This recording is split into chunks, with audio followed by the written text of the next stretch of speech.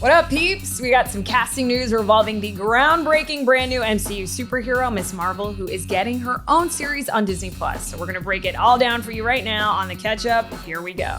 Major things are happening with the slate of Marvel series coming to Disney Plus over the next couple of years, so be sure to check out our episodes on shows like WandaVision and She-Hulk for more info, because you know, we got your MCU updates. And when it comes to the Ms. Marvel series, we now know that 18-year-old Canadian actress Iman Vellani, a newcomer appearing in her first major project, will star as Kamala Khan, aka Ms. Marvel, and I mean, talk about a big break. After a couple iterations of Ms. Marvel over the years, Kamala Khan first appeared in the comics in 2014, becoming the first Muslim and first Pakistani-American character to headline a Marvel comic. And now, just a few years later, Marvel is leaning in pretty heavily on the character as the studio's first on-screen Muslim hero, with her own series, appearances in upcoming MCU films, and making her one of the centerpieces in the new Marvel's Avengers video game. And I just love how she can stretch her arms out really far in the game.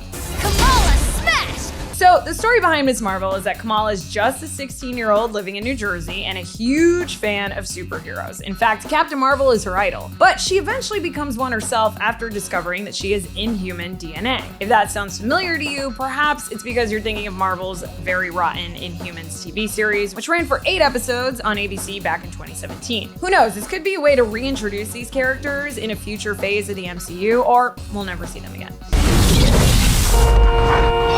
And from those Inhuman genes, Ms. Marvel's main superpower is the ability to shapeshift. And she's also a polymorph, meaning she can completely transform her body by doing things like growing, stretching, and shrinking. Like I said, she's got that Elastigirl stretch thing going on. Now, when it comes to how she'll actually fit into the MCU, the pre-COVID plan was that the series would be a part of Phase 4, coming perhaps in late 2021 or early 2022. But again, as always, who knows at this point? What is life?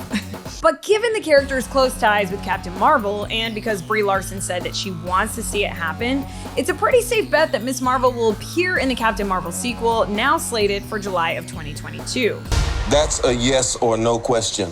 Yes. Storylines are obviously still a mystery, but we do know that in the Marvel's Avengers game, Kamala Khan is a major part of a narrative where she uncovers a conspiracy that saw the Avengers ostracized, something that could possibly carry over to the series or in the films. And while we don't know what the story is, we do know who will be creating it, starting with British writer and comedian Bisha K. Ali, who will write and serve as the showrunner. Meanwhile, the directors who've signed on include The Punisher's Mira Menon, 2-time Oscar winner Sharmeen Obaid-Chinoy, and the Bad Boys for Life directing duo Adil El Arbi and Bilal Fallah.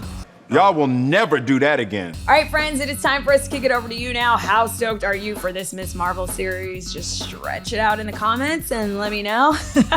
Let us know all your thoughts and feelings. And of course, if you want more movie and streaming news, head on over to RottenTomatoes.com. But of course, all of our content doesn't stop there, because you should check out our new Rotten Tomatoes is Wrong, a podcast from Rotten Tomatoes, because Fresh or Rotten is just the beginning of the conversation. And new episodes drop every Thursday. And if you don't want to miss out on any future episodes of this show, because why would you? Be sure to hit that subscribe button and notification bell. And as always, thank you for watching The Ketchup. My name is Naz Perez, or shall I say, Miss Perez. Bye.